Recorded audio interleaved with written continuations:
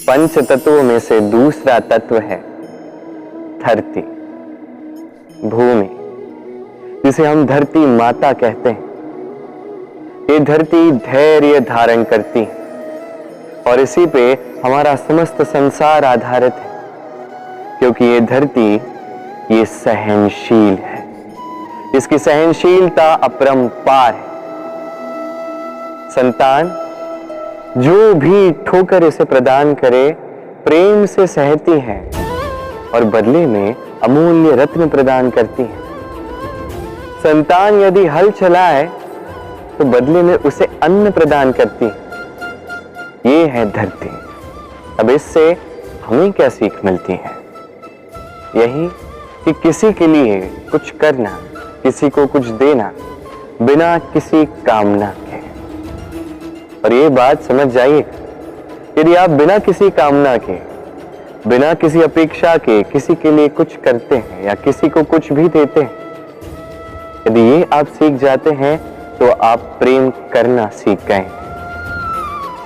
और इसीलिए तो धरती को माता कहा जाता है, क्योंकि माता केवल वो नहीं है जो कोख से जन्म देती है। माता तो वो भी है जो जीवन जीना सिखाती है, जो जीवन जीने का उदाहरण बन जाती है। तो धरती से ये निस्वार्थ भाव सीखिए, निस्वार्थ प्रेम करना सीखिए। ईर्ष्या हमारे मन में वास करने वाला एक और शत्रु। ये शत्रु कभी कभी हमारे लिए लाभदायक भी हो सकता है, किंतु यदि हमने ध्यान नहीं रखा तो उतना ही अधिक घातक भी हो जाता है। यदि आपका कोई प्रतिद्वंदी है जो आगे बढ़ रहा है, उसे देख के आपको ईर्ष्या हो रही है और ईर्ष्यावश आप निरंतर प्रयास करते हैं, परिश्रम करते हैं आगे बढ़ने के लिए, तो इससे आपका विकास ही होगा।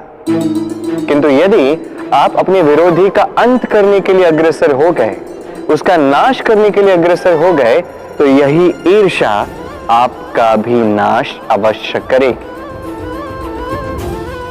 एक कहावत है,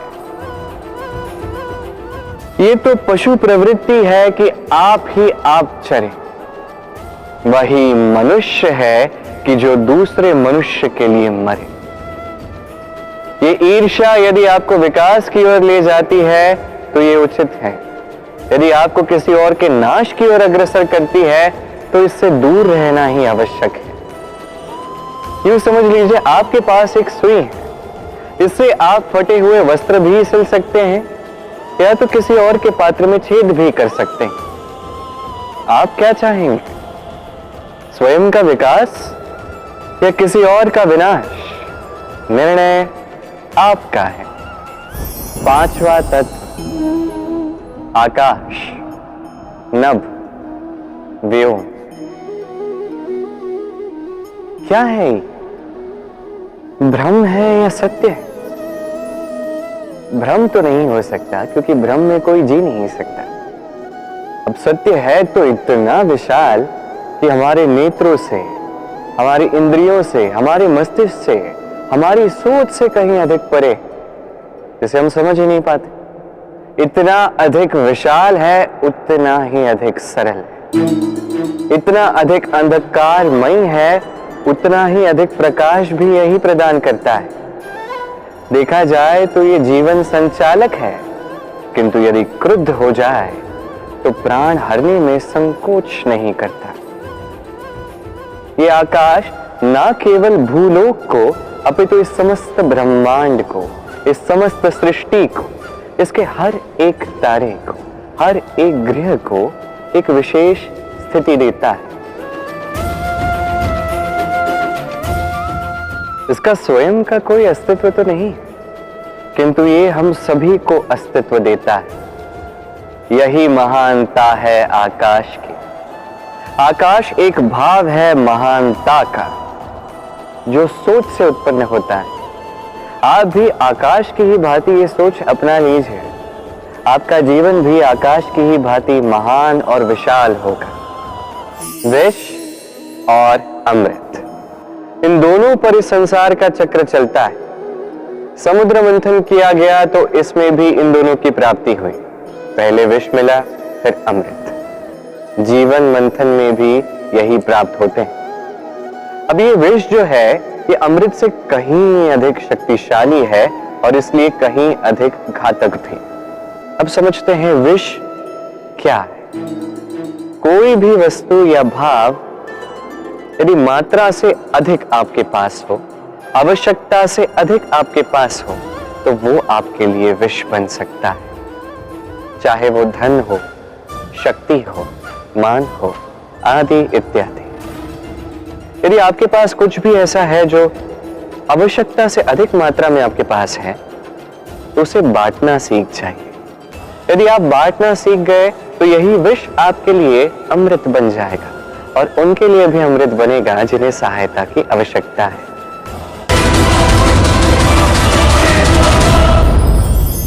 मनुष्य भी कितना विचित्र प्राणी, अधिक से अधिक धन अर्जित करने की चेष्टा में अपने शरीर को ही नष्ट करता है, अपनी शक्ति खो देता है, अपना सामर्थ्य खो देता है। और जो धन अर्जित कर भी लिया वो कहां जाता है? उसी शक्ति और उसी सामर्थ्य को पुनः प्राप्त करने। अब कुछ लोग तो जीवन ऐसे जीते हैं जैसे इनका कभी अंत ही नहीं होगा, किंतु अंत सभी का होगा। और जब ये अंत निकट आता है, मनुष्य को आभास होता है कि उसने जीवन जिया ही नहीं। इसका कारण क्या है? लालसा। लालसा जन्म देती है लालच को, लालच जन्म देता है आपके ही विनाश को।